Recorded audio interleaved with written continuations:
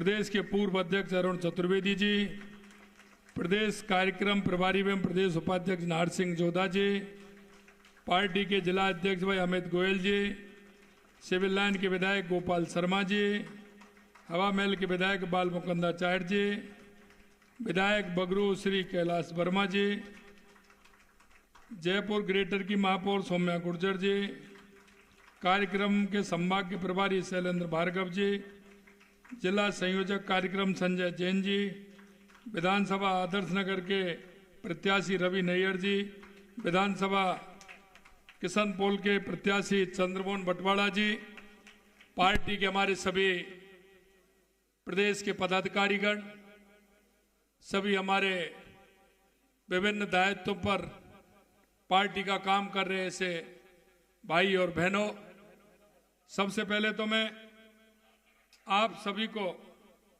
Doctor Shyama Prasad Mukherjee ने जिस तरह से राष्ट्र के निर्माण में अपना संपूर्ण जीवन लगाते हुए एक देश को दिशा देने का काम किया, निश्चित रूप से मैं उनके चरणों में पुष्पांजलि अर्पित करता हूं और उनसे बताए हुए मार्ग पर चलने के लिए आप सभी से आशा रखता हूं, क्योंकि आज का दिन ये महत्वपूर्ण दिन है। आज का दिन हमारे लिए केवल एक स्मृति नहीं बल्कि प्रेरणा है।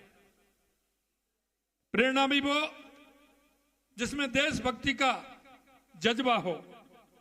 हम आज ऐसे युग दृष्टा देशभक्ति की संजीव प्रतिमा, राष्ट्रवाद के अग्रदूत और संविधान और सिद्धांतों के सच्चे संरक्षक डॉक्टर श्यामा प्रसाद मुखर्जी को श्रद्धांजलि अर्पित कर रहे हैं। उन्होंने नारा दिया, माननीय अध्यक्ष जी ने बताया कि एक देश में दो विधान दो निशान नहीं चलेंगे, लेकिन आगे और भी उन्होंने जोड़ा, क्योंकि जो उनका नारा था उस नारे में एक स्पष्टता थी, लोगों को समझाने का भाव था। वो था एक देश में दो विधान दो प्रधान दो निशान नहीं चलेंगे। केवल यह राजनीतिक वाक्य नहीं था, यह भारत की आत्मा की पुकार थी, भारत की आत्मा की पुकार। मित्रों, मैं कहना चाहता हूं, क्योंकि आपने देखा कि देश की आजादी के बाद देश के अंदर जिस तरह से जिन सूरवीरों ने, जिन बलिदानियों ने जिस कल्पना के साथ, जिस भाव के साथ देश की आजादी में जो हिस्सा लिया था, उन्होंने सपना जो देखा था, और सपना जब देखा था उन्होंने कहा कि हमारा देश कैसा होना चाहिए, निकल पड़े। देश में जो क्रांति का दौर आया, देश के अंदर राष्ट्र के प्रति जो भाव जागा, क्योंकि हम हजारों सालों की गुलामी से जूझ रहे थे। कभी हूण आए, कभी कुषाण आए, कभी इस्लाम आया, कभी अंग्रेज आए, लेकिन देश के अंदर जो इति थी, वो इति जिस तरह की थी, जिनके मन में भाव था कि आखिर ऐसा कब तक चलेगा। उन राष्ट्रवादी लोगों ने कहां उन बलिदानियों का मैं नाम लूं, उन्होंने अपने आप को समर्पित कर दिया। एक माता से पूछा कि मां, तेरे 3 बेटे हैं, तीनों बेटे इस मां भारती के लिए चले गए, आप इसमें क्या कहोगी?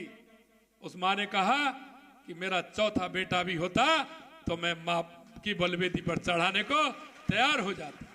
इस तरह का जो जज्बा उनके अंदर था, मित्रों, मैं कहना चाहता हूं कि यह जज्बा के माध्यम से डॉक्टर श्यामा प्रसाद मुखर्जी जैसा बताया एक हुनर उन्होंने देखा।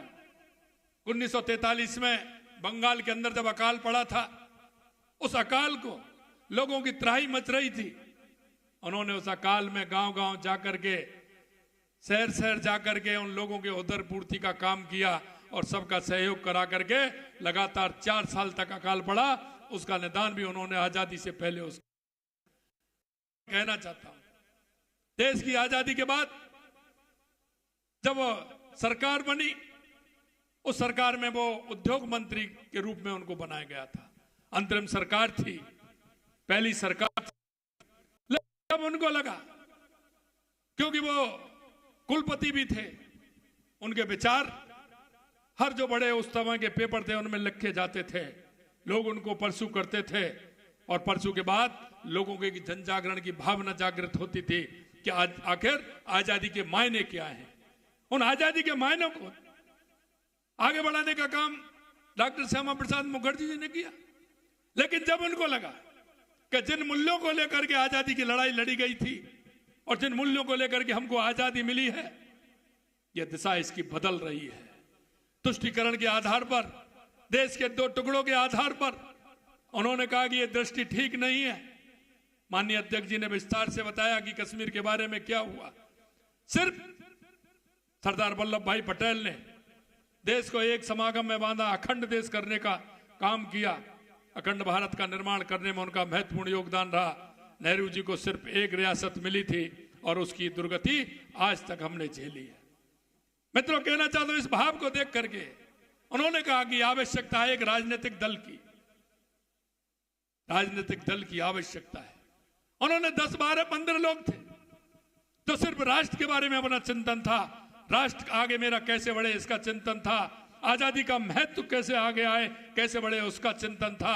ऐसे 8, 10, 15 ऐसे राष्ट्रवादी लोगों ने 21 अक्टूबर 1951 को जनसंघ की स्थापना की थी और एक विचार कि हमारा विचार कैसा होना चाहिए।